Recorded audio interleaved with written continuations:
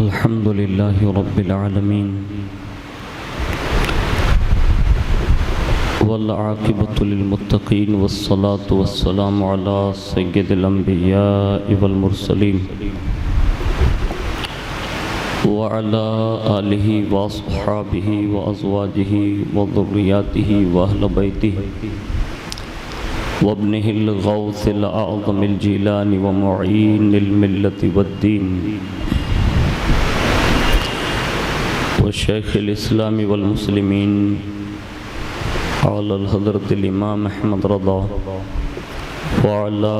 عباد الله الصالحين أجمعين أما بعد فأعوذ بالله من الشيطان الرجيم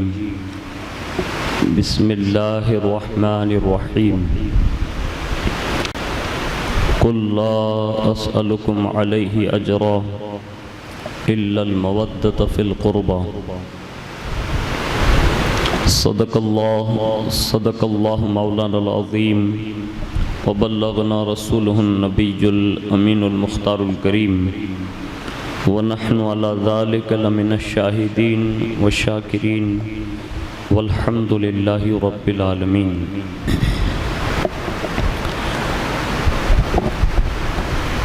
آئیے سب سے پہلے مذہب اہل سنت والجماعت یعنی کہ مسلک اعلیٰ حضرت کے قدیم دستور کے مطابق ہم سب کے آقا و مولا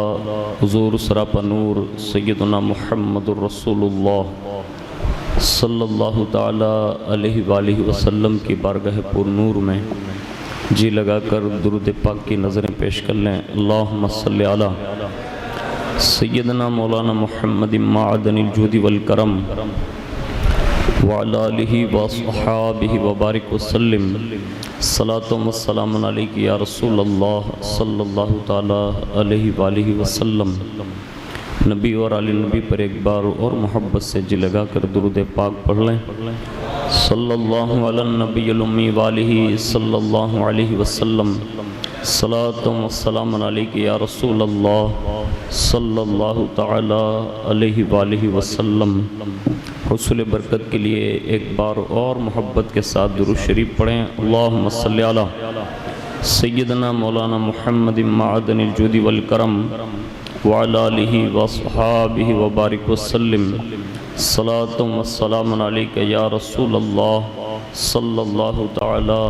علیہ وآلہ وسلم. اللہ رب العزت کی توفیق سے اور اس کے پیارے محبوب صلی اللہ تعالی علیہ وآلہ وسلم کے صدق و طفیل ہم اور آپ بارگاہ حضرت امام علی مقام رضی اللہ تبارک و تعالی عنہ میں خراج پیش کرنے کے لیے جمال الدین گوری مسجد میں حاضر ہیں. اللہ رب العزت ہم سب کی حاضری کو قبول فرمائیں اور اس حاضری کو ہم سب کی نجات کا ذریعہ بنائیں. میں اپنی گفتگو کا آغاز سلطان الہند عطائے رسول سرکار غریب نواز رضی اللہ تعالیٰ عنہ کے ان اشعار کے ساتھ کرنے کی سعادت حاصل کرتا ہوں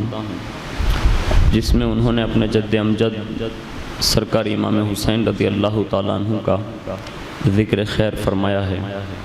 عرض کرتے ہیں کہ شاہ است حسین بادشاہ است حسین، شاہ است حسین بادشاہ است حسین، دین است حسین دین پناہ است حسین، سرداد نداد دست در دست یزید حقا کے بنائے لا الہ است حسین. اور بارگاہ حضرت سیدہ زینب کبریٰ رضی اللہ تبارک و تعالی عنہا میں خراج پیش کرتے ہوئے کسی نے یوں عریضہ پیش کیا تھا کہ شبیر کے مقصد کی نگہبان ہے زینب، شبیر کے مقصد کی نگہبان ہے زینب، ہر ظلم پہ ایک فتح کا اعلان ہے زینب، ہر ظلم پہ ایک فتح کا اعلان ہے زینب. اور اب تک جو مسلمانوں میں پردے کا چلن ہے۔ اب تک جو مسلمانوں میں پردے کا چلن ہے، یہ آپ کی چادر ہی کا احسان ہے زینب، یہ آپ کی چادر کا ہی احسان ہے زینب۔ اور گونجا ہوا وہ شام کے دربار میں خطبہ، گونجا ہوا شام کے دربار میں وہ خطبہ، باطل کے لیے موت کا فرمان ہے زینب، باطل کے لیے موت کا فرمان ہے زینب۔ اور ایک عورت نے شہنشاہ کی طاقت کو جھکایا، ایک عورت نے شہنشاہ کی طاقت کو جھکایا، تاریخ اسیری کا ایک عنوان ہے زینب، تاریخ اسیری کا ایک عنوان ہے زینب۔ اور تقریر میں، تحریر میں، خطبوں میں، عمل میں، تقریر میں، تحریر میں، خطبوں میں، عمل میں جو فاتح خیبر کی وہ شان ہے زینب، فاتح خیبر کی وہ شان ہے زینب۔ ایک مرتبہ بڑی محبت کے ساتھ درود شریف پڑھیں، اللہم صلی علی، یہ آواز باہر نہ کریں، اندر ہی کھلی رہنی چاہیے۔ اللہم صلی علی سیدنا مولانا محمد معدن الجود والکرم وعلی آلہ وصحابہ وبارک وسلم، صلاۃ و سلام علیک یا رسول اللہ صلی اللہ تعالی علیہ وآلہ وسلم۔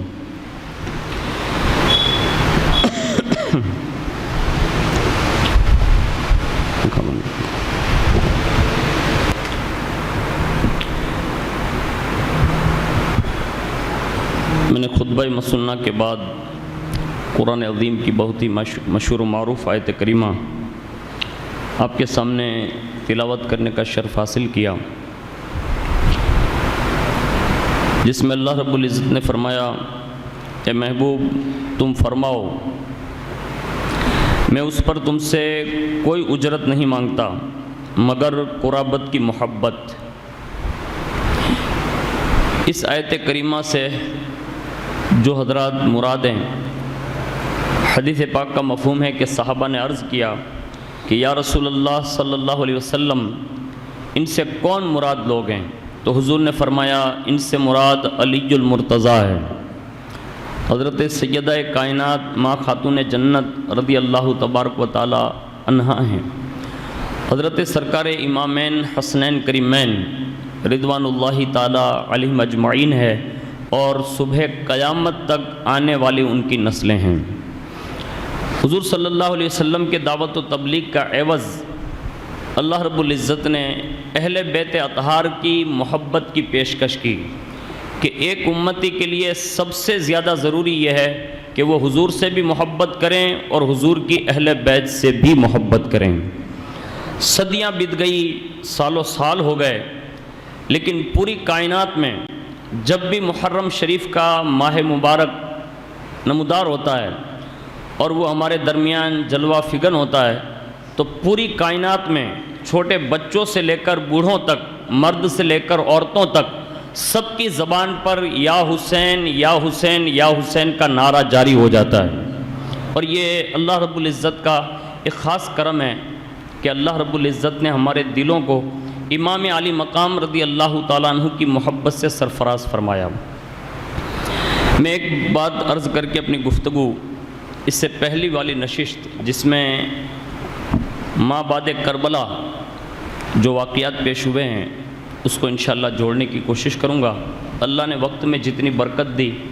اور آپ کا ذوق سماعت جتنا سلامت رہا تو آپ اس کو سنیے گا بھی، اور اس میں سے کچھ سبق لے کے یہاں سے اٹھیے گا۔ خالی رسمی تقریریں سننے اور سنانے سے اب یہ وقت ایسا نہیں رہا،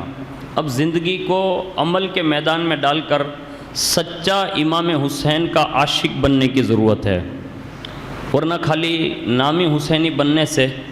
اللہ اس کے رسول کے یہاں ہماری اور آپ کی کوئی جگہ نہیں ہوگی۔ میں ایک امام حسین کے عاشق کی بات جو صدیوں کے بعد ہوا اس کی ایک بات عرض کر کے آگے گفتگو عرض کرتا ہوں۔ عمرو لیث بادشاہ،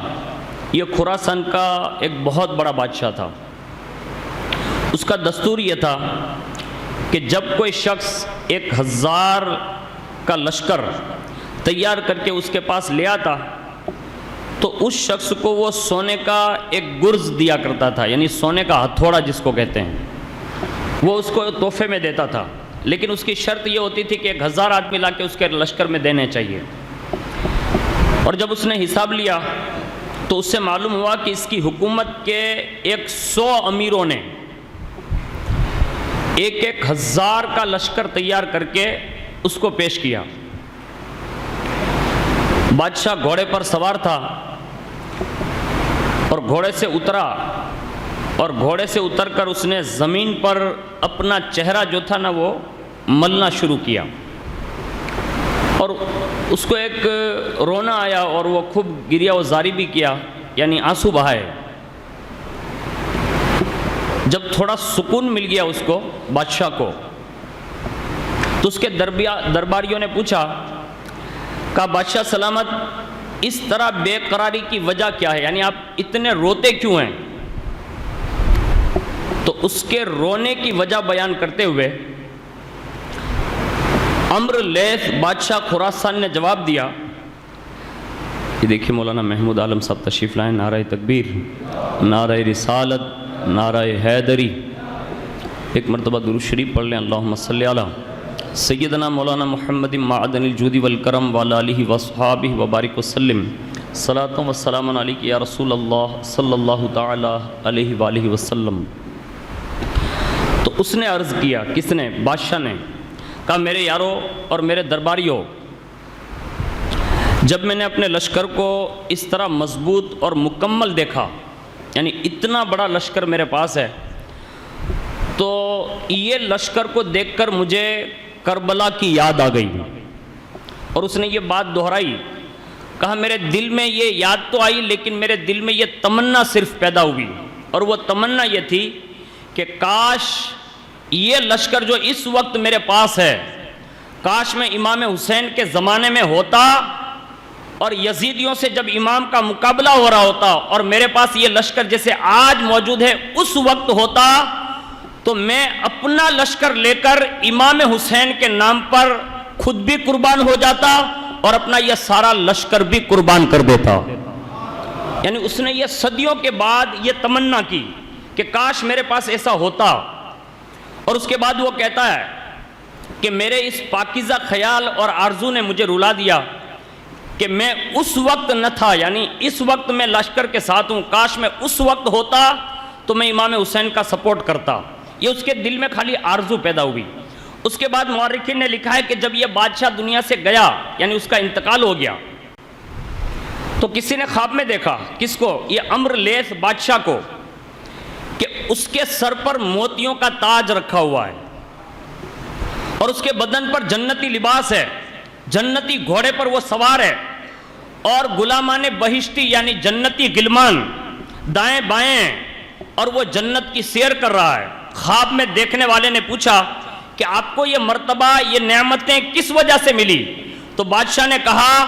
یہ میری نیت جو میں نے زندگی میں آرزو یہ کی تھی کہ کاش میں امام حسین کے زمانے میں ہوتا تو میں امام حسین کا ساتھ دیتا،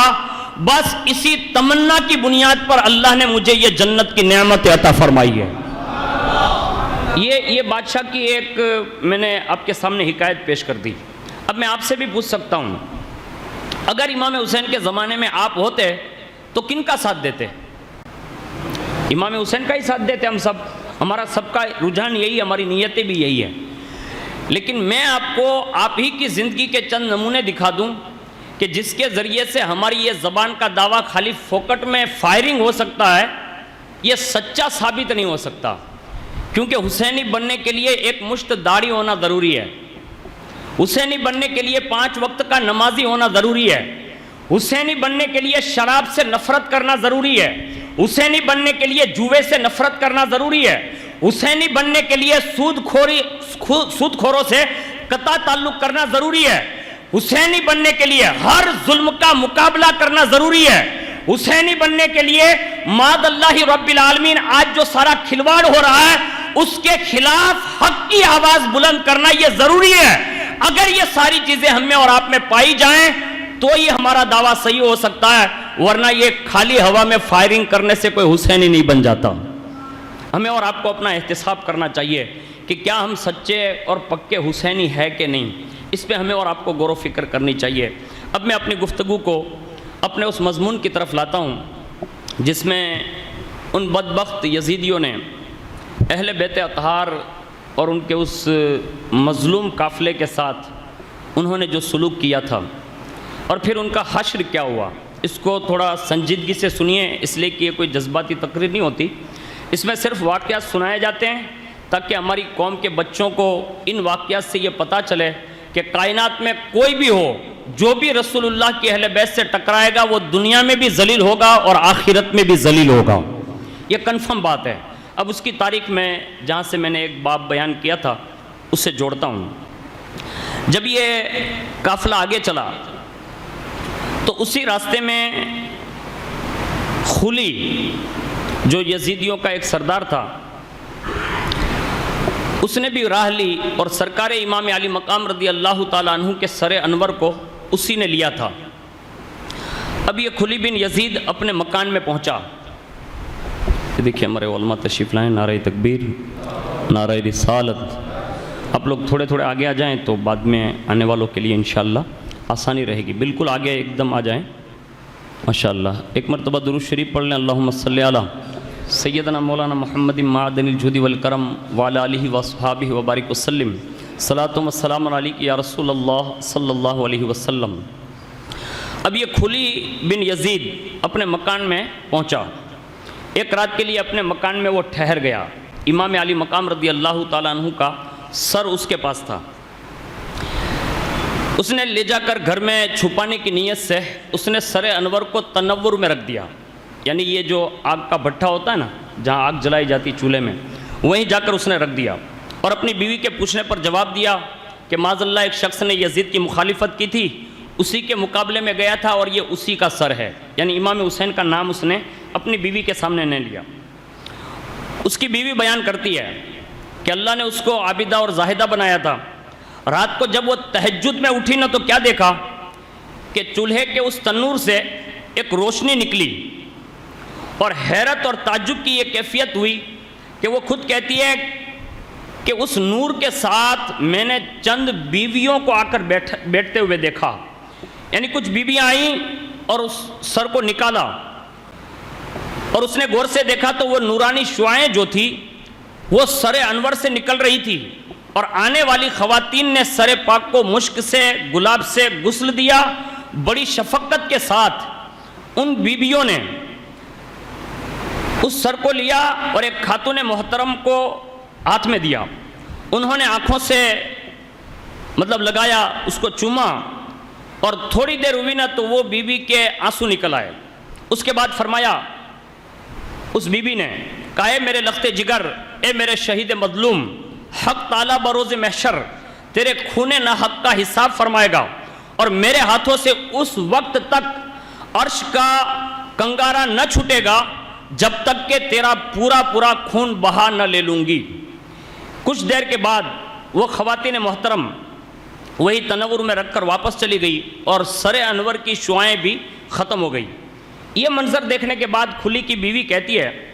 وہ فوراً اٹھی اور سر انور کو باہر نکالا، غور سے دیکھا نا تو یہ چہرہ اس نے پہلے دیکھا ہوا تھا، یعنی امام علی مقام رضی اللہ تعالیٰ عنہ کے چہرے سے اور ان کی معلومات سے وہ وابستہ تھی، اس نے دیکھا نا تو وہ پہچان گئی، کہا یہ کوئی اور کسی فرد کا سر نہیں، یہ تو سر امام علی مقام ہے، یعنی امام حسین رضی اللہ تعالیٰ عنہ کا سر انور ہے۔ اس کے بعد اس نے ایک چیخ ماری اور وہ بے ہوش ہو کر گر پڑی۔ اسی بے ہوشی کے عالم میں وہ کیا دیکھتی ہے کہ چند بزرگ تشریف لائے اور فرماتے ہیں کہ اے عفیفہ ڈر نہیں، ہراساں نہ ہو، تیرا جرم نہیں ہے، جرم تیرے شوہر نے کیا ہے، پوچھ تاچھ بھی ہوگی تو اسی سے ہوگی اور انجام کو بھی پہنچے گا تو وہ پہنچے گا۔ اور اس کے بعد خلی نے اس بیوی سے پوچھا کہ خلی کی بیوی نے پوچھا کہ ابھی جو خواتین آئی تھی وہ کون لوگ تھیں؟ تو غیب سے ندا آئی کہ باری باری سر کو سینے سے لگانے والی سب سے پہلی جو خاتون تھی وہ سیدہ کائنات فاطمہ الزہرا تھی، اور دوسری جو خاتون آئی وہ حضرت خدیجہ الکبریٰ تھی، تیسری جو خاتون آئی وہ حضرت صدیقہ تھی، چوتھی جو خاتون آئی وہ حضرت مریم بنت عمران تھی۔ اس طرح یہ پورا بیان مطلب اس کو بے ہوشی میں سنایا گیا۔ اس کے بعد وہ فوراً اس کو ہوش آیا، سن 58 کو انتہائی تکریم اور تعظیم کے ساتھ ایک بلند مقام پر رکھا اور اپنے شوہر کو جگایا یعنی خولی بن یزید کو، اور کہا بدبخت، تو نے تو کہا تھا نا کہ یزید کے ایک باغی کے مقابلے کے لیے گیا تھا اور اس کا سر لایا ہوں، صاف صاف تو کیوں نہیں کہہ دیتا کہ میں نے رسول اللہ کے نواسے کو قتل کر کے لایا ہوں؟ یعنی یہ کھلی کی بیوی نے کہا، اور پھر کہا کان کھول کر سن لے، آج سے تیرا اور میرا کوئی واسطہ نہیں، یہاں بھی نہیں اور آخرت میں بھی نہیں، میں دونوں جہاں میں تجھ سے بیزار ہوں۔ یہ کہا اس نے ایک چادر اوڑھی اور گھر سے باہر نکل گئی۔ مورخین کہتے ہیں کہ پھر کسی کو معلوم نہ چلا کہ یہ بی بی پھر کہاں گئی۔ یہ ایک پس منظر جو مورخین نے اس کو نقل کیا۔ اس کے سوا یہ اہل بیت اطہار کا مقدس قافلہ، جس میں کم و بیش کسی نے 14 اور کسی نے 12 افراد لکھے ہیں جو سادات کرام کی مستورات، اور اس میں چند بچے۔ اہل کوفہ نے اپنے شہر کے قریب جب یہ قافلہ پہنچا تو آنے والے اس قافلے کو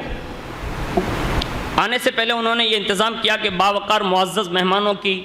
علم انگیز مظلومیت کا نظارہ کن آنکھوں سے انہوں نے دیکھا، اور پھر ان لوگوں نے جو برداشت کیا اور جو لوگ خوش ہوئے ان کا ایک الگ ڈپارٹمنٹ تھا۔ گورنر کوفہ ابن زیاد اپنے دارالعمارت کو اس نے آراستہ کیا، یعنی سب سے پہلے اس نے اپنا محل سجایا معاذ اللہ، اور پوری رعونت کے ساتھ صدر مجلس ہو کر وہ بیٹھ گیا۔ اہل بیت اطہار کے قیدیوں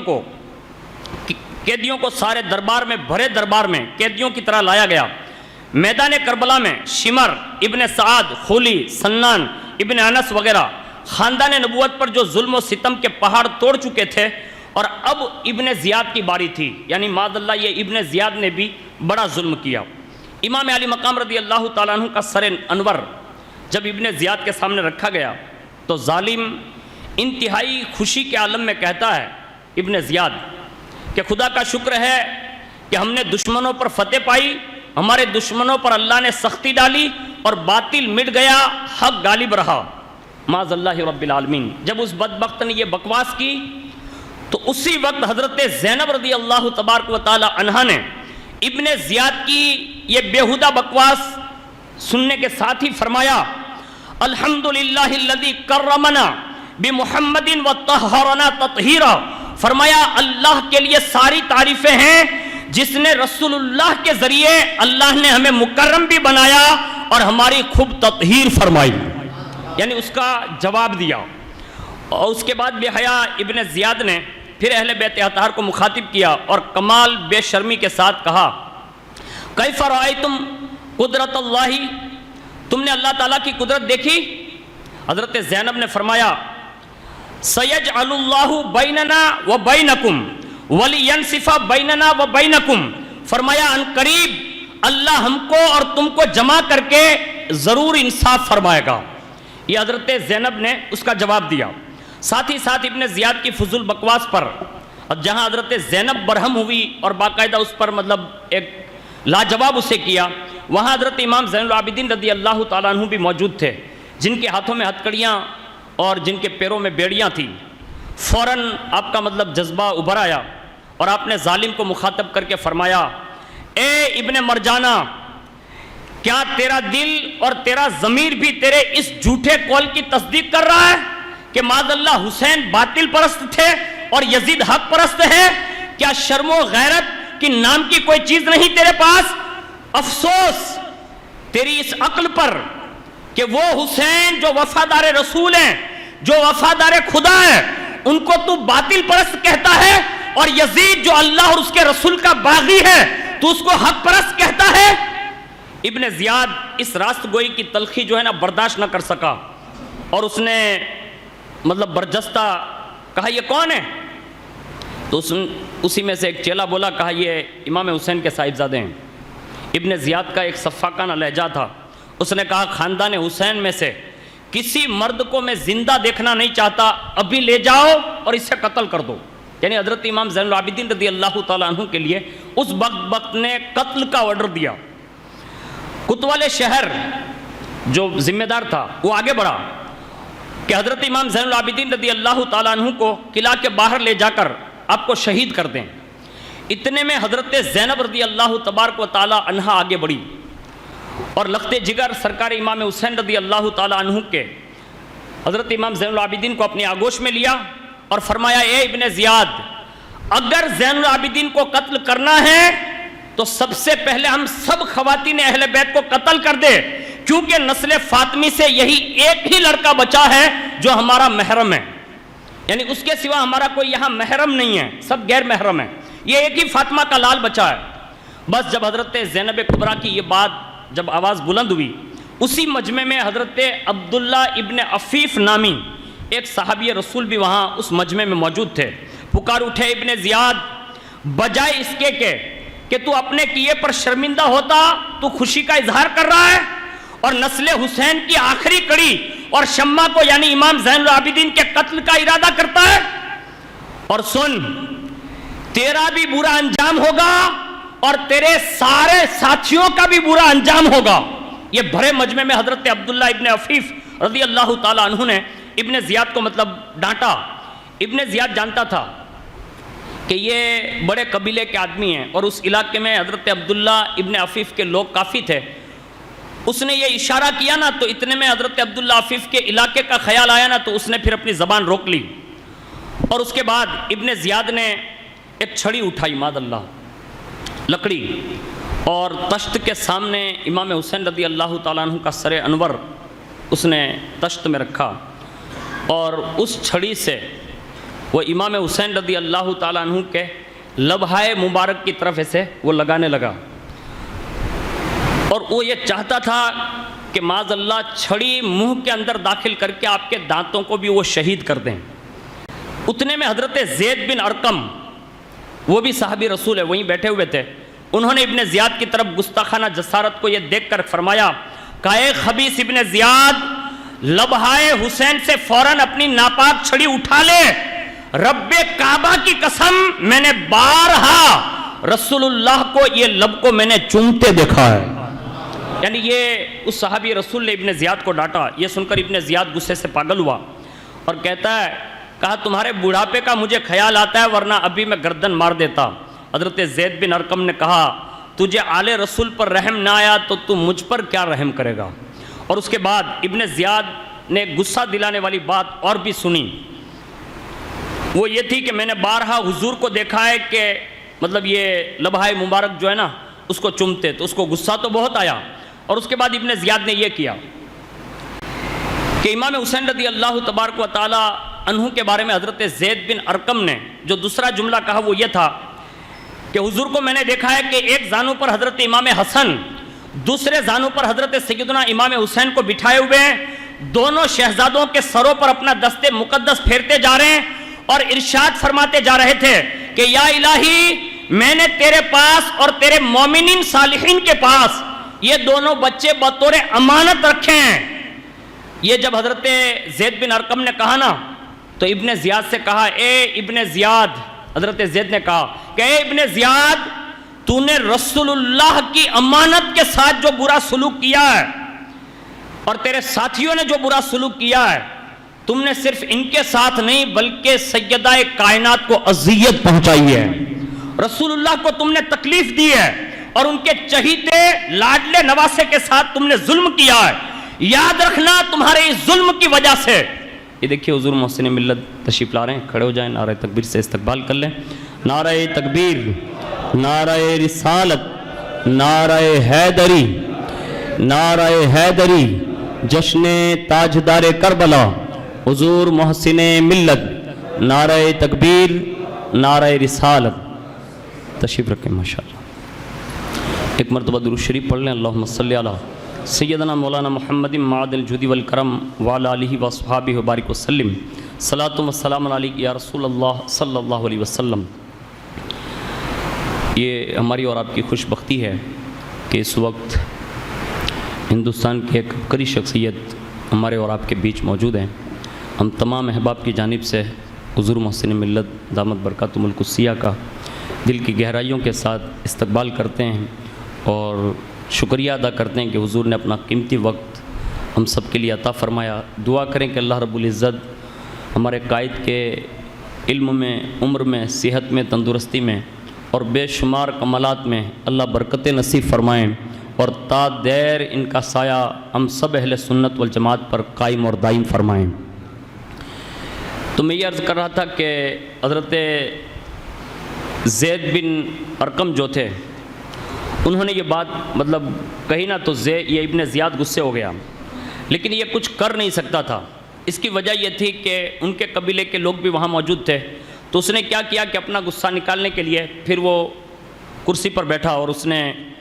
یزید کی تعریف کی معاذ اللہ، اور حضرت امام حسین رضی اللہ تعالیٰ عنہ کے خلاف اس نے بکواس کی۔ بس اتنا سننا تھا کہ اسی مجمع میں کہا کہ اے ابن زیاد تو بھی جھوٹا ہے، تیرا یزید بھی جھوٹا ہے، یعنی اس طرح کے اس کے سامنے یہ جذبات ان صحابہ نے پیش فرمائے۔ اس میں حضرت عبداللہ ابن عفیف جو تھے نا، وہ امام حسین رضی اللہ تعالیٰ عنہ کی شان میں جو گستاخی کر رہا تھا یہ برداشت نہ ہو سکا۔ آپ نے فوراً فرمایا ابن زیاد تو بھی جھوٹا ہے، تیرا باپ بھی جھوٹا ہے، اور تیرا یزید بھی جھوٹا ہے، اور تیرے اوپر صدیقین اور صالحین کی جگہ پر تو کھڑے ہو کر جو بکواس کر رہا ہے اس پر تجھے شرم اور عار محسوس ہونی چاہیے کہ تو اس جگہ پر آ کر امام حسین کے خلاف بکواس کر رہا ہے۔ یہ کہہ کر حضرت عبداللہ ابن عفیف نے اپنی محبت کا اظہار کیا۔ ابن زیاد سے رہا نہ گیا تو ان کے قتل کا حکم دے دیا، لیکن اس وقت حضرت عبداللہ ابن عفیف کی قوم نے انہیں کسی صورت میں بچا لیا، مگر رات میں ابن زیاد نے آدمیوں کو بھیجا اور ان کو شہید کروا دیا۔ ایک بزرگ فرماتے ہیں کہ جب تمام سرحائے شہداء کوفہ کی دارالامارت میں لائے گئے تو میں نے کیا دیکھا کہ دارالامارت میں سر انور جب داخل ہوا تو اس وقت امام حسین رضی اللہ تعالیٰ عنہ کے لبہائے مبارک جنبش کر رہے تھے، یعنی امام حسین رضی اللہ تعالیٰ عنہ کے ہونٹ مبارک ہل رہے تھے۔ تو میں نے اپنے کانوں کو ان کے قریب کیا، وہ بزرگ فرماتے ہیں تو اندر صاف صاف وہ یہ آیت پڑھ رہے تھے وَلَا تَحْسَبَنَّ اللَّهَ غَافِلًا عَمَّا يَعْمَلُ الظَّالِمُونَ، اللہ تعالیٰ کو ظالموں کے ظلم سے غافل نہ جانو۔ یہ امام حسین رضی اللہ تعالیٰ عنہ کی کرامت تھی کہ شہادت کے بعد بھی آپ نے قرآن کا ساتھ دیا اور قرآن آپ کی زبان پر جاری رہا، جو حضور نے اہل بیت اور قرآن کو ساتھ میں دے کر امت کو عطا فرمایا، کہا ان دونوں کو پکڑے رکھو گے تو کبھی گمراہ نہیں ہوگے۔ یہ امام حسین رضی اللہ تعالیٰ عنہ نے ایک بہترین درس دیا کہ اس دور میں ہمیں اور آپ کو اگر سچا حسینی پہچاننا ہو نا تو ہر جگہ اس کی پہچان نہیں ہو سکتی۔ ہاں، سچے حسینی کی پہچان آپ کو فجر کی نماز میں ہو سکتی ہے۔ ہاں، سچے حسینی کی پہچان تمہیں قرآن سیکھنے کے معاملات میں ہو سکتی ہے یا قرآن سکھانے کے معاملات میں ہو سکتی ہے۔ قرآن سکھانے یا سیکھنے والوں کی محبین میں نام میں ہو تو یہ سچے حسینی کی پہچان ہے، ورنہ ادھر ادھر جو لوگ اپنے آپ کو حسینی کہتے ہیں امام حسین کے یہاں ان کا کچھ لینا دینا نہیں ہے، یہ صرف چند روز ہوتے ہیں جس میں باہر نکل جاتے ہیں لوگ، ورنہ حقیقت یہ ہے کہ امام حسین نے بعد شہادت بھی نیزے پر قرآن سنا کر بتایا سچا حسینی وہی ہے جس کی زبان پر قرآن کی تلاوت جاری ہوگی۔ ہاں، یہ ہمیں اور آپ کو بہترین سبق دیا۔ اس کے ساتھ امام حسین رضی اللہ تعالیٰ عنہ کی شہادت کے بعد بھی آپ کے خون کی یہ کرامت ظاہر ہوئی ہے کہ ایک یہودی کی لڑکی کی آنکھ میں وہ خون کا قطرہ گرتا ہے نا، تو امام حسین کے خون کی برکت سے اللہ اسے دونوں آنکھیں واپس عطا فرما دیتا ہے۔ ایک خوبی یہ ہے، اور بندے کے کوئی بھی عضو کٹنے کے بعد یعنی کوئی بھی جسم کا حصہ کاٹ دو، تھوڑی دیر کے بعد وہ خون جو ہے نا وہ بہنا بند ہو جاتا ہے، لیکن امام علی مقام رضی اللہ تعالی عنہ کے سر انور سے جو خون بہتا رہا یہ آپ کی زندگی کا بین ثبوت تھا، اور اس سے کئی کرامتوں کا ظہور ہوا۔ اس میں سے ایک بات میں نے پہلی نشست میں بیان کی ہے، اب دوسری سنیے کہ یہ خون حسین کتنے رنگ میں ہوتا ہے، اس کو غور سے سنیے۔ اس کے بعد ابن زیاد نے کیا کیا، امام حسین کو سر کو اٹھایا اور وہ غور سے دیکھنے لگا، یعنی اٹھا کر۔ اب امام حسین کا سر ہاتھ میں ہے، اور جیسے اس نے ہاتھ میں لیا نا تو ایسے کانپنے لگا، وہ ایسا لگتا تھا کہ میرا امام بعد شہادت بھی رعب اور دبدبا رکھتا ہے، یعنی لرز گیا وہ، یعنی لرزنے لگا، کانپنے لگا۔ اور تھوڑی دیر ہوئی نا تو وہ رکھنے پر مجبور ہو گیا، یعنی تشت تک تو نہ لے گیا لیکن اس نے اپنی ران پر رکھا، اور ابھی سر انور ابھی ران پر کیا رکھا، اسی وقت سر انور سے خون کا قطرہ ٹپکا، ایسا لگتا تھا جیسے تیزاب ٹپک رہا ہے، اور ابن زیاد کے قبے کو توڑا اور اس نے ران کو توڑا، یہاں تک کہ سوراخ کرتے ہوئے تخت کو پار کیا، یہاں تک کہ زمین پر گرا، یعنی جیسے اگر وہ کرسی پر بیٹھا ہے اس کی ران پر گرا، جبے کو چیر دیا، چمڑی کو، ہڈی کو، اور اس کے تخت کو چیرا، زمین پر گرا، اور لوگوں نے لکھا ہے کہ جیسے زمین پر گرانا تو امام حسین کا خون غائب ہو گیا فوری طور پر، اور یہ زخم ابن زیاد کی ران پر ناسور بن کر زندگی بھر یہ عذاب دیتا رہا۔ کس کو؟ دشمن تھا نا، اگر کوئی محب ہوتا ہے تو اسے شفا ملتی ہے، اور کوئی گستاخ اور بے ادب ہوتا ہے تو اسے سزا بھی ملتی ہے۔ ناسور بن کر پوری زندگی رہا، اور اس میں سے پھر اتنی بدبو آئی اس کے وہ زخم سے کہ وہ زندگی بھر پٹی باندھے رکھتا تھا، اور اس میں عنبر، عود وغیرہ ساری خوشبوئیں ڈالا رکھتا تھا، یہاں تک کہ جس دن یہ ابن زیاد مارا گیا نا، اس کی کوئی پہچان نہیں ملتی تھی کہ ابن زیاد کون ہے جو مارا گیا۔ راوی لکھتے ہیں کہ یہ بدبو کے ذریعے حضرت ابراہیم بن مالک نے اس کو پہچانا کہ یہی بدبخت ابن زیاد ہے جس کو مطلب مار ڈالا گیا۔ اتنے ظلم و ستم کے باوجود بھی ظالم ابن زیاد نے اپنے سینے کی آتش کو جو ہے مطلب اور بھڑکتے پایا، اور اس نے حکم دیا کہ 3 دن تک امام حسین رضی اللہ تعالیٰ عنہ کے سر انور کو کوفہ کے بازار میں معاذ اللہ لٹکا دو۔ تمام شہداء کے سروں کو کوفیوں نے 3 دن تک کوفہ میں لٹکتے دیکھے، اور جب 3 دن ہو گئے، ایک روایت یہ ملتی ہے جو دوسری کتاب میں کہ ابن زیاد نے پھر تمام اہل بیت اطہار کو قید میں رکھ دیا، اور کم و بیش اس نے 19 دن قید میں رکھا۔ 19 دن رکھنے کے بعد اس نے اب تیسرا جب دن ہوا یہ روایت کے مطابق، تو اس نے شمر دل جوشن کی سرگردی میں 10,000 سواروں کی نگرانی میں مظلوم حسینی قافلے کو دمشق کی طرف روانہ کیا، یعنی اس نے یزید کے پاس بھیجنا شروع کیا۔ کیفیت ہے کہ کوفی سر امام علی مقام کو نیزے پر ٹانگ کر اہل بیت کی معزز خواتین کو جو ہے قیدی کی صورت میں انہوں نے کوفہ کے بازار میں گھمایا، اور بے حیائی اور اذیت ناک مطلب شرمناک مظاہرے کیے۔ آگے نیزے پر امام حسین رضی اللہ تعالیٰ عنہ کا سر ہے، پیچھے پیچھے مظلومین یہ اہل بیت کا قافلہ ہے۔ حضرت زید بن ارقم فرماتے ہیں جب سید الشہداء امام حسین رضی اللہ تعالیٰ عنہ کا سر انور میرے مکان کے قریب سے گزرا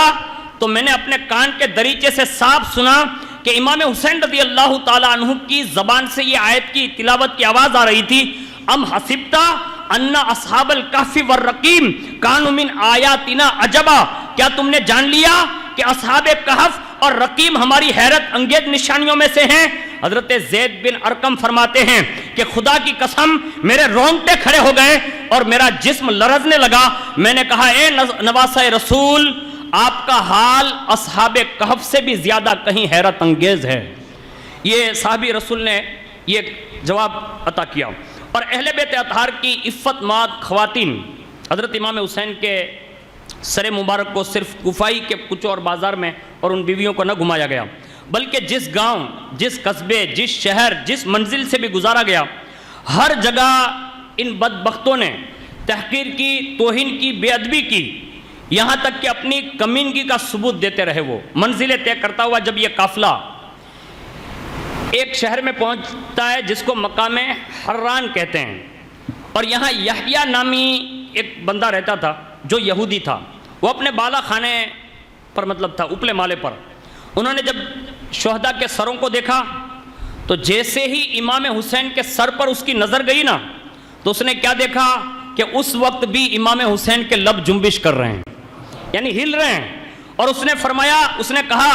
کہ جب میں نے کان لگایا نا تو امام حسین پڑھ رہے تھے وَسَيَعْلَمُ الَّذِينَ ظَلَمُوا أَيَّ مُنْقَلِبٍ يَنْقَلِبُونَ، یعنی وہ وقت قریب ہے کہ ظالموں پر کیسی کیسی مصیبتیں ٹوٹیں گی۔ یعنی یہ امام حسین ان بدبختوں کا انجام بیان کر رہے تھے۔ وہ یحییٰ کہتا ہے کہ میری حیرت کی انتہا نہ رہی، فوراً میں نے ان لوگوں سے آگے بڑھ کر پوچھا کہ یہ کون ہے جن کا سر آپ لے کر گھوم رہے ہیں؟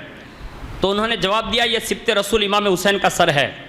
یحییٰ نے کہا کتنے ذلیل ترین لوگ ہیں یہ کہ جس نبی کا کلمہ پڑھتے ہیں اسی نبی محترم کے نواسے کو قتل کر کے ان کی اہل بیت کو کوچہ میں پھرا کر کتنی توہین اور تحقیر کر رہے ہیں. اگر ان کے نانا حق پر نہ ہوتے تو ان کے نواسے کے سر انور سے کبھی قرآن کی تلاوت کی آواز نہ آتی. یعنی یہ حق پر ہیں اس لیے ان کی شہادت کے بعد بھی یہ زندہ ہے. اور اس یحییٰ نے جو یہودی مذہب کا تھا امام حسین کی یہ کرامت دیکھی نا, وہی امام حسین کے سر انور کو گواہ بنایا اور اس نے کلمہ پڑھ کر اسلام قبول فرما لیا. اب یہاں سے ایک بات یہ بھی پتا چلی یہ قافلے سے کہ سر امام حسین جہاں جہاں گیا نا اسلام پھیلاتا گیا. ہاں, اب اس سے پتا یہ چلا کہ اب ایک حسینیت یہ بھی سمجھ میں آتی ہے کہ جہاں دین کا کام ہوتا ہو نا تو وہی سچا حسینی ہے, ورنہ خالی مفاد ہو یعنی اپنا نام ہو خالی اور خالی ایک واہ واہ ہو جائے ایک سال میں تو وہ سچا حسینی نہیں ہے. اس میں کمی ضرور ہے جو کسی نہ کسی وقت پر وہ فاش راز جب ہوگا نا تب لوگوں کی آنکھیں کھلے گی کہ یہ تو ہمیں دھوکے میں ڈال کر یہ زندگی ہمیں گزروا رہے تھے. لیکن جو سچا حسینی ہوگا نا ان کا کام ہی یہی ہے کہ وہ جہاں بیٹھ جاتے ہیں تو امام حسین کا مشن شروع فرما دیتے ہیں اور دور جانے کی ضرورت نہیں. الحمدللہ اونا کی سرزمین پر دیکھ لیں آپ, صدیاں ہو گئی. آپ سب نے حضور شفیع ملت سید محمد شفیع میاں باپو قادری علیہ رحمہ کو دیکھا ہوگا. 40 سال تک انہوں نے جمعہ مسجد میں امامت فرمائی, 40 سال. اور اس میں کئی بوڑھے لوگ ایسے بھی ہوں گے جو یہ جانتے ہوں گے کہ انہوں نے زندگی بھر امامت تو کی لیکن قوم کے چھوٹے چھوٹے بچوں پر بہترین شفقتیں فرمائی. اور کیسی شفقتیں فرمائی؟ آج بھی اونا میں ایسے لوگ زندہ ہیں کہ جن کی زبان پر یہ جاری ہے کہ جب بھی ہمارے یہاں چھوٹے بچوں کے معاملات ہوتے نا تو ہم بارگاہ شفیع ملت میں جاتے تھے, ان کا صرف ہاتھ پڑتا تھا اللہ شفا عطا فرما دیتا تھا. اور یہ مشن جو انہوں نے زندگی بھر اپنایا دعوت و تبلیغ کا کام, آج انہی کے شہزادے نبیرہ حضور محسن ملت دامت برکاتہم القدسیہ نے 2 گلستہ قائم کی, دارالعلوم شمس تبریز قائم کیا اور ساتھ ساتھ میں بچیوں کا ایک بہترین درس نظامی کا ایک ادارہ کھولا. آج سینکڑوں لوگ اس سے دینی تعلیم بھی حاصل کرتے ہیں اور ہماری قوم کی بیٹیوں میں الحمدللہ انقلاب بپا ہوا ہے. تو یہ امام حسین کا مشن ہے جو آگے بڑھ کر سنیے. اس کے بعد امام حسین کی دوسری کرامت سنیں کہ جیسے یہ یحییٰ نے کلمہ پڑھا تو دل میں محبت اہل بیت جو ہے نا وہ ابھر آئی اور اس نے عفت مواب جو خواتین تھی جن کو یہ بے حجاب لے کر جا رہے تھے اسی وقت وہ گھر گیا اور اس نے کچھ چادریں نکالی, کچھ کپڑے لیے اور 10,000 درہم ساتھ لایا اور سرکار امام زین العابدین کی بارگاہ میں پیش خدمت کر دیے اور کہا حضور یہ آپ قبول فرما لیں. اور اس کے بعد جیسے یہ دے رہا تھا تو بدبخت یزیدیوں نے کہا یحییٰ یہ جو آپ سلوک کر رہے ہیں نا یہ یزید کے باغی لوگ ہیں معاذ اللہ, ان کے ساتھ اگر تم یہ سلوک کرو گے تو آگے یزید کا معاملہ بہت سخت ہوگا تمہارے ساتھ. بس یہ سننا تھا. یحییٰ نے کہا کہ یزیدیوں میں نے کلمہ پڑھا ان کے نانا کا, میرا کام جو غلامی کا تھا میں نے پیش کیا ہے, اگر تمہیں اس سے تکلیف ہے تو آؤ مجھ سے بھی 2 ہاتھ کر لو. جب آقا دنیا سے تشریف لے گئے ہیں تو اب غلام کو بھی رہنے کی ضرورت نہیں. اس کے بعد وہ کوفیوں پر حملہ آور ہوئے اور 5 کوفیوں کو واصل جہنم کرنے کے بعد خود بھی اہل بیت کے نام پر شہید ہو گئے. یعنی ایک تو کلمہ بھی پڑھا, امام حسین کی کرامت یہ ثابت ہوئی اور کلمہ پڑھنے کے بعد سیدھا اسے شہادت کی منزل پر فائز کروا دیا. یہ امام حسین رضی اللہ تعالیٰ عنہ کی کرامت ہے. اور اس کے بعد وہاں سے جب یہ قافلہ آگے بڑھا تو وہاں ایک شہر قریب میں ہی تھا جس کو موصل کہتے ہیں. جب وہاں پہنچا تو کوفیوں نے امام حسین کے سر انور کو ایک پتھر پر رکھا, سر اقدس کے خون میں سے ایک قطرہ اس پتھر پر جم گیا. یوں تو ہمیشہ خون جو ہوتا ہے نا وہ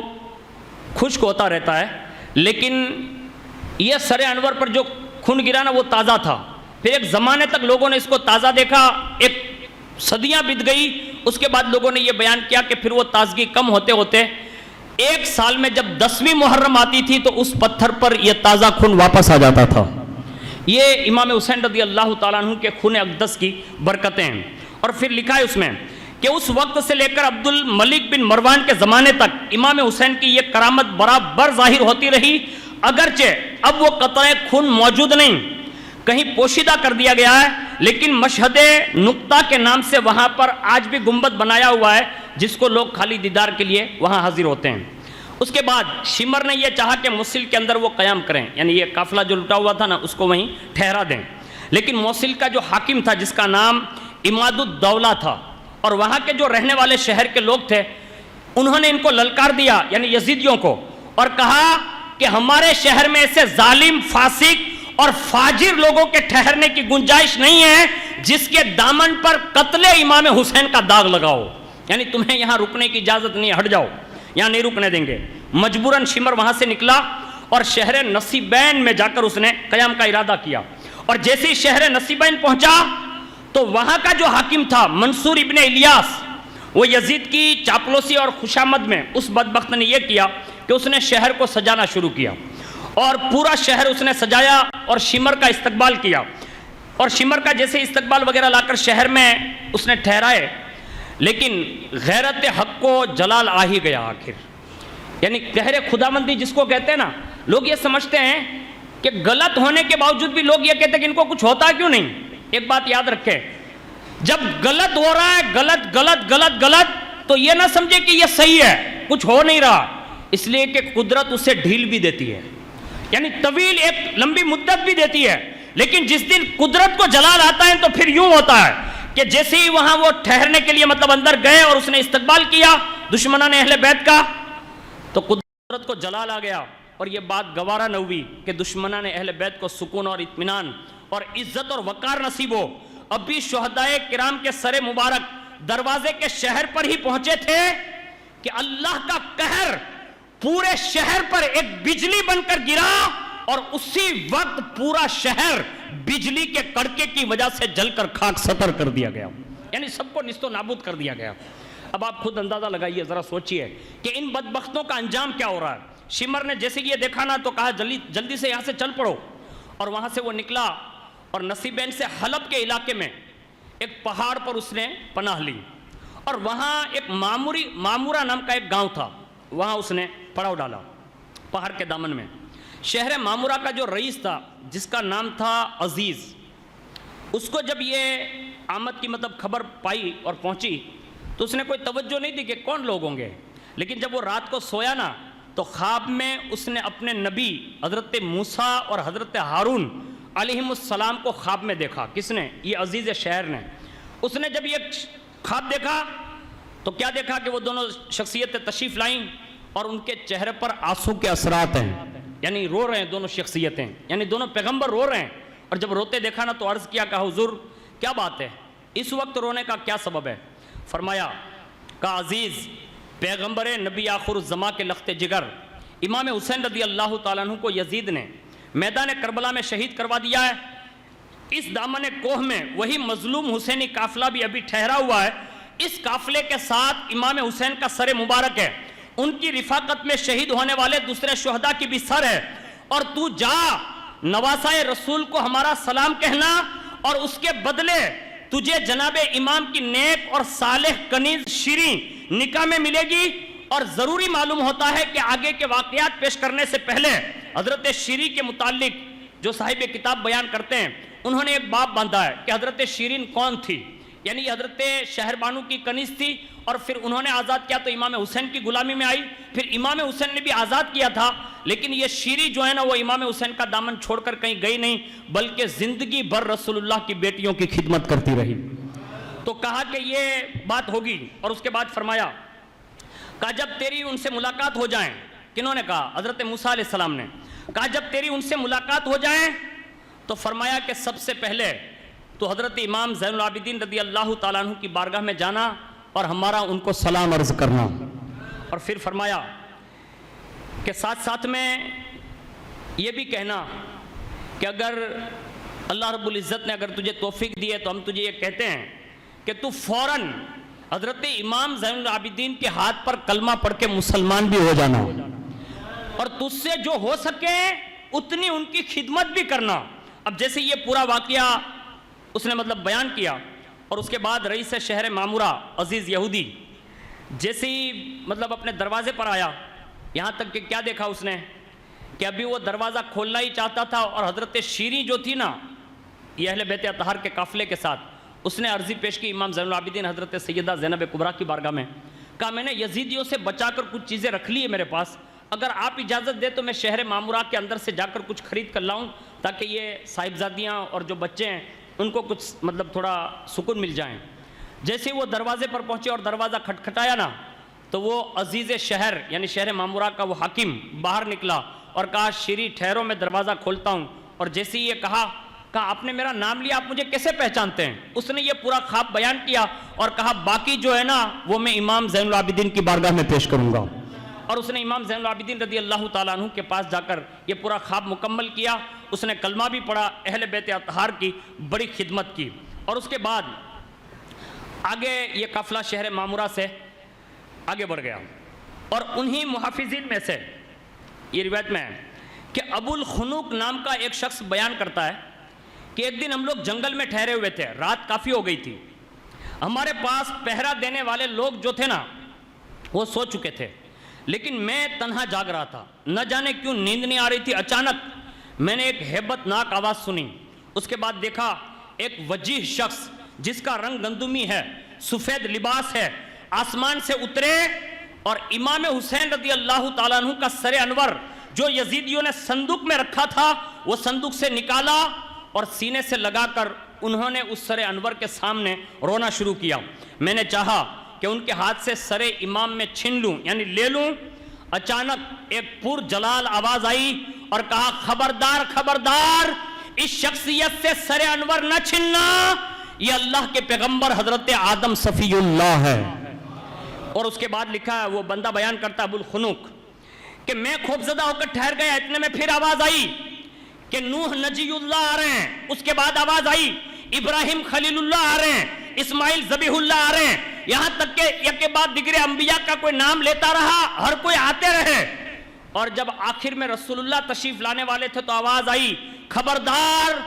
اب جناب محمد الرسول اللہ صلی اللہ علیہ وسلم تشریف فرمائیں۔ تمام انبیاء نے یک کے بعد دیگرے امام حسین رضی اللہ تعالیٰ عنہ کے سر انور کو بوسہ دیا، سینے سے لگایا، اس کے بعد ایک نورانی کرسی بچھائی گئی جس پر اللہ کے پیارے حبیب صلی اللہ علیہ وسلم تشریف فرما ہوئے۔ تمام انبیاء کرام نے ایسے مطلب ایک گول دائرہ بنا لیا اور حضور بیچ میں جلوہ فگن ہے، اور اس کے ساتھ ساتھ مؤدب ہو کر جب انبیاء کرام بیٹھ گئے، اب وہ کہتا ہے کہ ایک فرشتہ حضور کی بارگاہ میں حاضر ہوا جس کے ہاتھ میں ایک تلوار ہے اور ایک گرز ہے یعنی ہتھوڑا ہے جو آتش سے بھڑک رہا ہے۔ اس نے بڑھ کر میرا ہاتھ پکڑا، ابو الخنوق کہتا ہے کہ اس نے میرا ہاتھ پکڑا، میں نے فریاد کی کہ یا رسول اللہ میں تو سرکار کے غلاموں میں ہوں، یہ لوگ مجھے زبردستی پکڑ کر لائے تھے، لیکن ابھی میں نے اتنا کہنا تھا، اس سے پہلے فرشتے نے تلوار تو نہ ماری لیکن ایک تھپڑ مار دی، اور پھر حضور نے فرمایا کہ اسے چھوڑ دو، لیکن میں مارے ہیبت کے بے ہوش ہو گیا۔ کون کہتا ہے؟ ابو الخنوق کہتا ہے کہ اس فرشتے کی ہیبت نے مجھے بے ہوش کر دیا، میں بے ہوش پڑا رہا، یہاں تک کہ جب صبح ہوئی میں کیا دیکھتا ہوں کہ صندوق کے اطراف میں جتنے یزیدی لوگ جو حفاظت کرنے کے لیے صندوقوں کی بیٹھے ہوئے تھے، میں نے کیا دیکھا کہ وہ سارے کے سارے راکھ کے ڈھیر بن چکے تھے، یعنی فرشتے نے ان سب کو جلا دیا تھا۔ ابو الخنوق نے جب شمر کے سامنے یہ واقعہ بیان کیا تو شمر نے دیکھا کہ واقعی اس کے رخسار پر فرشتے کے تماچے کی مار کا بالکل نشان تھا۔ اسی وقت ابو الخنوق نے ایک زوردار ایک آنکھ کھینچی اور وہیں پر وہ مر کر ختم ہو گیا۔ یہ ان ظالموں کے ساتھ قدرتی انتقام جو لیا گیا نا، اسی طرح بہت سارے مطلب یہ واقعات ہوئے کہ جس کو جتنا بیان کیا جائے اتنا کم ہوگا، اور ہمارے اور آپ کے پاس وقت بھی بہت کم ہے، اور انشاءاللہ حضور محسن ملت چند ایک مرتبہ درود شریف پڑھیں، اللہم صلی علی سیدنا مولانا محمد معدن الجود والکرم وعلی آلہ واصحابہ وبارک وسلم۔ تو شمر کو جب یہ پتہ چلا نا تو یہ واقعے سے وہ گھبرایا اور فوراً اس نے کہا یہاں سے نکل چلو۔ راستے میں معلوم ہوا کہ مسیب ابن قعقاع کا ارادہ ہے کہ شب خون مار کر شہداء کے صندوقوں کے اندر سے سروں کو وہ چھین لے گا۔ رات ہوئی، ایک گرجا گھر کے قریب انہوں نے پناہ لی اور تمام سروں کو جو ہے نا صندوق کے اندر بند کر دیا اور تمام اہل بیت اطہار کو گرجے میں بھیج دیا۔ گرجے کے پادری نے صندوق کو ایک کمرے میں بند کر کے تالا لگا دیا، اسی کمرے کے قریب دوسرے کمرے میں اہل بیت اطہار کو بھی ٹھہرا دیا۔ ابو سعید دمشقی کا بیان ہے، چونکہ ابو الخنوق کے واقعے سے سبھی ڈرے ہوئے تھے تو سروں کی حفاظت کے لیے کوئی یزیدی جانے کے لیے تیار نہیں ہوا کہ اب دروازے پر ہم نہیں بیٹھیں گے، کیونکہ وہ پہلے 50 آدمی کا حشر دیکھ چکے ہیں کہ راکھ ہو گئے، تو کوئی تیار نہ ہوا۔ اب انہوں نے کیا کیا، وہ پادری کو بلایا جو گرجا گھر میں رہتا تھا، اس نے اس کو بلایا اور کہا کہ یہ سر جو ہے نا وہ شہداء کے سر ہے، اب یہ رات بھر آپ کو جو ہے پہرا دینا ہے۔ اس راہب نے ہاں بھر لی، کہا ٹھیک ہے میں اس کا پہرا دیتا رہوں گا۔ اور جیسے ہی وہ رات ہوئی اور رات کے اس تنہائی میں وہ راہب کہتا ہے کہ میں اپنے کمرے کے باہر پہرا دے رہا تھا، اچانک میں نے کیا دیکھا کہ میری آنکھوں پر مطلب روشنی چھانے لگی اور باقاعدہ ایک نور کی شعاعیں میرے کمرے سے نکلنے لگی، یہاں تک کہ میری آنکھیں جو ہے نا وہ کھیرا ہوتی گئی۔ پادری نے کہا کہ میں نے سوچا یہ میرے حجرے میں کیا ہے کہ یہاں سے یہ روشنی نکل رہی ہے۔ وہ کہتا میں کھڑا ہوا اندر گیا، اور جیسے اندر جانے کے لیے میں نے کھڑکی کھولنا چاہی نا تاکہ دیکھو تو صحیح کہ ہے کیا، تو اندر میں نے کیا دیکھا کہ آسمان کی چھت سے، یعنی یہ حجرے سے لے کر آسمان کی بلندی تک اور یہ گھر کی چھت تک میں نے کیا دیکھا کہ ایک نور ہی نور کا ایک تار بندھا ہوا ہے مسلسل، یعنی جہاں سر امام حسین رضی اللہ تعالی عنہم رکھا ہوا تھا۔ اور اس کے بعد وہ کہتا ہے کہ جیسے ہی میں نے حجرے کا دروازہ کھولنا چاہا نا تو مجھے آواز آئی، کہا اندر نہ جھانکنا، اس لیے تو کھڑکی سے دور ہو جا، اب وہ مقدس خواتین آنے والی ہے جس کی عزت اور عصمت کا لحاظ آسمان کے فرشتے بھی کرتے ہیں۔ یعنی یہ بات بھی امام حسین کے سر انور سے پتہ چلی کہ جو خواتین آنے والی تھی وہ معزز تھی، یعنی امام حسین کی بارگاہ میں، اور وہ سیدہ کائنات حضرت خدیجۃ الکبریٰ، حضرت عائشہ، یہ جنت میں جو خواتین تھی وہ سب آنے والی تھی۔ تو یہودی سے بھی یہ کہا گیا، کہا تو اب جھانکنا نہیں ورنہ تیری آنکھیں بھی غائب ہو سکتی ہے۔ آج ہمیں اور آپ کو بھی اس چیز سے بھی مارک کرنا چاہیے کہ آج ہم اور آپ جو اپنی قوم کی بیٹیوں کے ساتھ جو کھلواڑ کر رہے ہیں نا بازاروں میں لا کر، اس پہ تھوڑا غور و فکر کرنا چاہیے اور ہوش کے ناخن لینے کی ضرورت ہے کہ کیا ہم یہ حسینیت کا دعویٰ کر کے اپنی قوم کی بیٹیوں کو جو سرے بازار بٹھا دیتے ہیں کیا یہ صحیح کر رہے ہیں؟ آپ اپنے دل پر ہاتھ رکھ کر تھوڑا سوچئے۔ اس کے بعد سنیے، پادری کہتا ہے کہ میں یہ آواز کے بعد فوراً کھڑکی سے ہٹ گیا، لیکن میں نے کان لگا رکھا یعنی کمرے کی طرف، اور کان لگا کر میں نے برابر سنتا رہا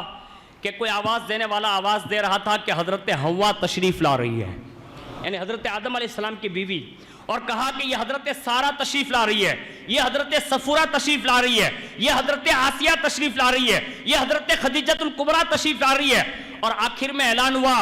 کہا اب امام حسین کی والدہ ماجدہ سیدہ طیبہ طاہرہ ماں خاتون جنت تشریف لا رہی ہیں۔ یعنی یہ مقدس خواتین نے امام علی مقام رضی اللہ تبارک و تعالی عنہ کے سر انور کے پاس حاضر ہوئی، اور آنے والی خاتون محترم نے مختلف انداز میں اپنے غم کا ایک اظہار کیا اور مختلف قسموں کے ساتھ امام حسین رضی اللہ تعالیٰ عنہ کی بارگاہ میں خراج پیش کیا۔ پادری کہتا ہے کہ پھر میں نے دوبارہ دیکھنا چاہا نا تو میں نے کیا دیکھا کہ اتنا نور تھا کہ میں اس کی تاب نہیں لا سکا، اس نور کی روشنی کی وجہ سے میری عقل زائل ہوئی اور میں بے ہوش ہو کر گر گیا، یعنی وہ دیکھ نہیں پایا اور وہ گر گیا۔ اور وہ کہتا ہے جب میں ہوش میں آیا تو میں نے روشنی نہ دیکھی، حجابات ہٹ چکے تھے، اور صرف یہ نظر آیا کمرے کا تالا ٹوٹا ہوا تھا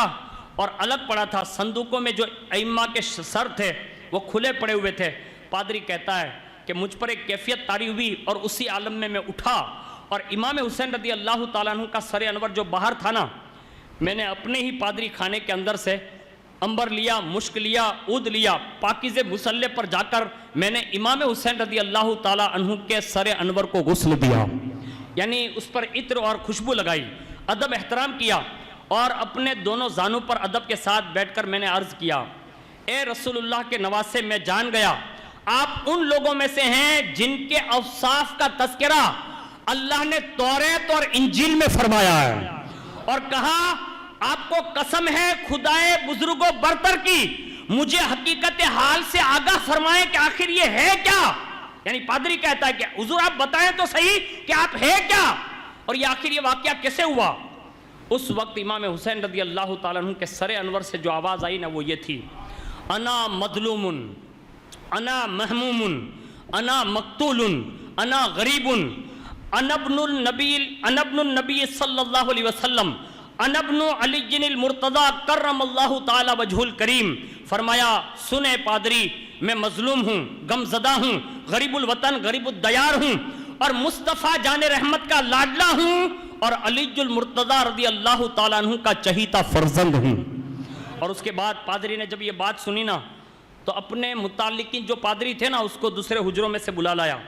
اور ان کے سامنے سب کو بلا کر وہ پادری کہتا ہے کہ آج تک میں جس مذہب پر تھا اس نے زنار نکالی اور اس نے توڑی، اور امام کے سر کی طرف عرض کیا، کہا حضور آپ گواہ رہیں میں آپ کی اس کرامت کو دیکھ کر مسلمان ہو رہا ہوں. وہ پادری مسلمان ہوا، اور اس کے کلمہ پڑھتے ہی اس کے تمام ساتھیوں نے اپنی زناریں توڑ ڈالی، اور سارے کے سارے پادری حلقہ بگوش اسلام ہو گئے. یعنی سب کو امام حسین کے سر انور کی کرامت نے کلمہ پڑھایا. پادری نے سر امام حسین سے مخاطب ہو کر عرض کیا، حضور اگر اجازت عطا فرمائیں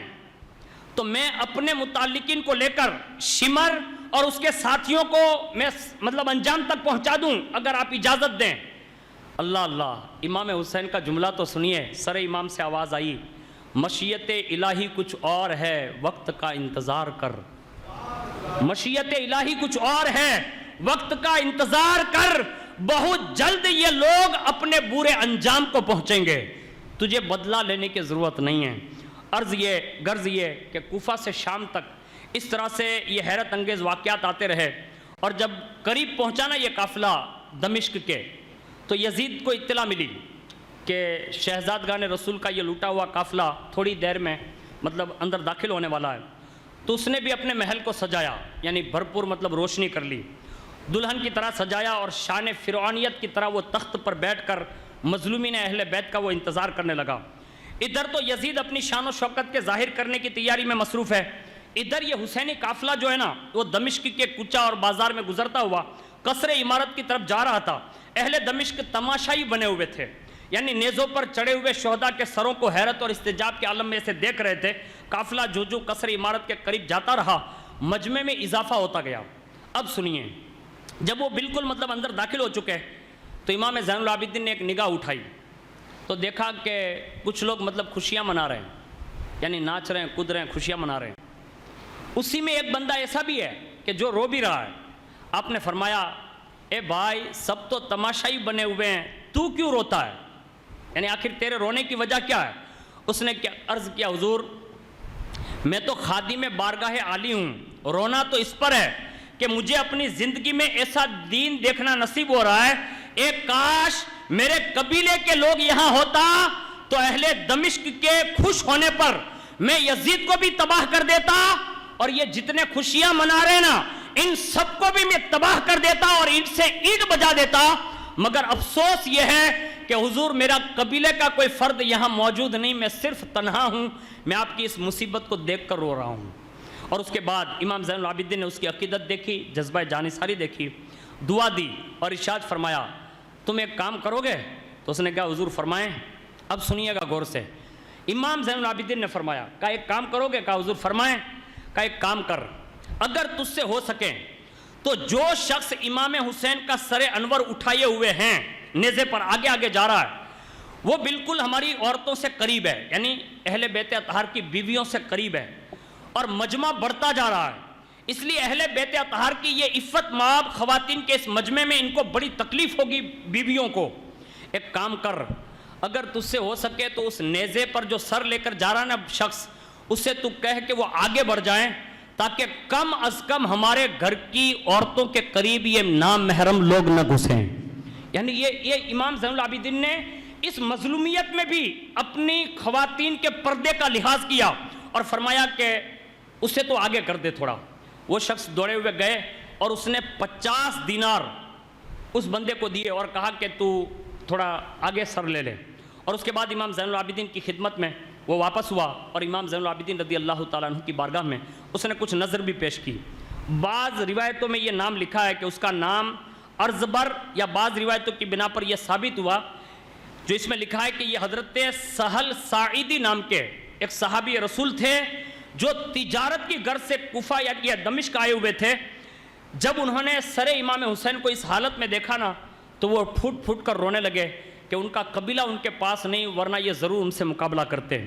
اور منہال ابن عمر فرماتے ہیں کہ جب امام حسین رضی اللہ تعالیٰ عنہ کا سر انور دمشق کے کوچہ اور بازار میں پھرایا جا رہا تھا، گلی گلی میں گھمایا جا رہا تھا، تو وہ فرماتے ہیں قسم بخدا میں نے دیکھا ایک شخص آگے سورہ کہف پڑھ رہا تھا، اور جب وہ یہ آیت پر پہنچا ان اصحاب الکہف والرقیم کانوا من آیاتنا عجبا، تو میں نے کہا، وہ کہتے ہیں کہ میں نے سنا کہ امام حسین کے لبہائے مبارک میں جنبش ہوئی، آپ نے فرمایا ان اصحاب الکہف واعجب ذلک قتلی وحملی، فرمایا اصحاب کہف سے کہیں زیادہ میرا قتل ہو جانا اور میرے سر کا نیزے پر بلند ہو جانا یہ اس سے بھی زیادہ حیرت انگیز ہے۔ یعنی امام حسین رضی اللہ تعالیٰ عنہ کی زبان اقدس سے یہ قرآن کی آیت کا جواب دیا۔ یزید اپنے قصر عمارت میں بیٹھا ہوا ہے اور دائیں بائیں سب لوگ کھڑے ہیں۔ جب سادات کرام کا یہ قافلہ اس کے سامنے پیش کیا گیا تو اس بدبخت نے سامنے خواتین محترم کو مطلب کھڑا کر دیا۔ جیسے ہی سامنے کھڑا کیا نا، تو اب جو لوگ آئے تھے اس کے مطلب چیلے، اس میں یزید کس موڈ میں ہے نا، اس کو چیک کرنے کے لیے شمر نے کیا کیا، ابن مالک کو کہا، سمجھا کر بھیجا اور کہا کہ تو جا کر ان سے بات کر۔ اور جیسے یزید سے اس نے بات کی کہ میں نے انہیں قتل کر دیا ہے جو دنیا میں سب سے بہترین مخلوق تھے، اور ہم لوگ ان کے سر لے کر آپ کے پاس آئے ہیں۔ چنانچہ جیسے ہی بشیر ابن مالک نے یہ کہا نا کہ میں تیری رضا کے لیے یہ خیر خلق اللہ کے سروں کو لایا ہوں، تو یزید بھڑک گیا، کہا جب تو مخلوق میں ان کو سب سے بہتر جان رہا تھا تو پھر قتل کیوں کیا؟ یعنی یزید اسی پر بھڑکا اور جلاد سے کہا کہ بشیر ابن مالک کو قیصر یزید سے باہر لے جا اور ایک ہی وار میں اس کا کام تمام کر دے۔ یعنی جس نے سر امام حسین لانے کی خبر دی نا، یزید اسی پر بھڑک گیا اور اسی وقت بشیر ابن مالک کو لے جایا گیا۔ 10 آدمیوں نے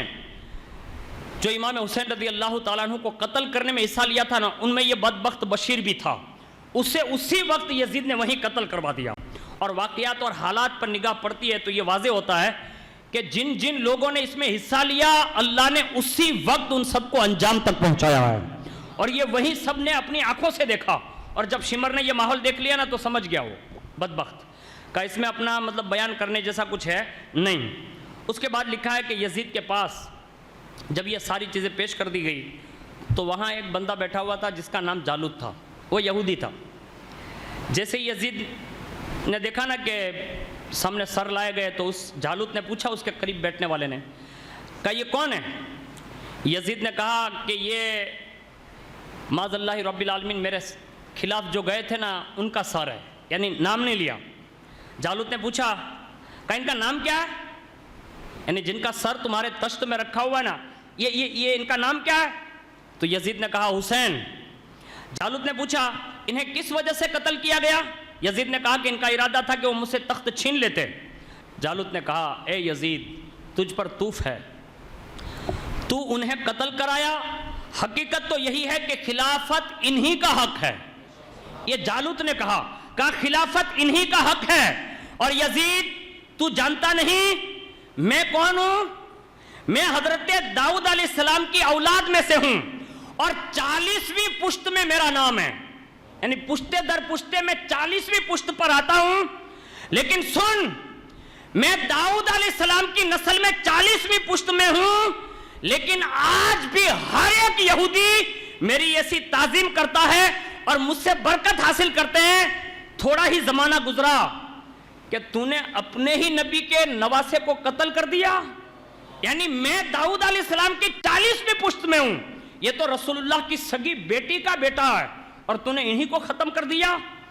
اور تو نے اہل بیت اطہار کی یہ گستاخی کی۔ یہ جب جالوت نے کہا نا تو یزید نے مطلب بھڑکا وہ، اور ساتھ ساتھ میں اس نے مطلب تلوار بھی کھینچ لی اور چاہا کہ وہ یزید پر وار کرے۔ کون؟ جالوت۔ لیکن لوگوں نے اس کو روک لیا، اور اس کے بعد جالوت جو ہے نا وہ سر امام حسین کے پاس آیا، اور اس نے امام حسین کا سر کو جو ہے بوسہ دیا اور کہا امام ان لوگوں پر اللہ کی لعنت ہو جنہوں نے آپ کے ساتھ یہ سلوک کیا، یعنی آپ کو قتل کیا۔ اے امام میں آپ کے سر کو گواہ بناتا ہوں، اور اشہد ان لا الہ الا اللہ و اشہد ان محمد عبدہ و رسولہ پڑھ کے آپ کے نانا جان کے اسلام کو قبول فرماتا ہوں۔ اس نے کلمہ پڑھا اور کہا کہ آپ میرے ایمان اور اسلام پر گواہ رہیے. یہ کیفیت دیکھ کر یزید کہنے لگا اگر تو میرے امراض کا طبیب نہ ہوتا, کیونکہ یہ جالوت تھا نا, وہ ڈاکٹر تھا, کہا اگر تو میرے امراض کا ڈاکٹر اور طبیب نہ ہوتا اور میں تیرا محتاج نہ ہوتا تو میں تجھے ابھی قتل کروا دیتا. جالوت نے جواب دیا یزید اب تو مجھ سے کوئی دوا کی امید نہ رکھنا کہ تجھے شفا ملے گی, بلکہ اب اگر ڈاکٹری کروں گا ایسی دوائیں دوں گا کہ تو اسی مرض میں تڑپ تڑپ کر مر جائے گا. یہ جالوت نے برجستہ کہا اور اس کے بعد یزید نے حکم دیا اس کے درندوں کو, جالوت کو بھی جو ہے قتل کر دیا گیا. اور اس کے سوا بہت سارے واقعات ہیں کہ جتنا بیان کیا جائے. ابھی میں 65ویں صفحے پر ہوں جو یہ مابعد کربلا کتاب کی نام ہے. میں نے ایک نشست میں 36 صفحے سنائے تھے جو برکات ہاشمی چینل پر ہے, اور یہ 65 صفحے اس وقت مکمل ہوئے.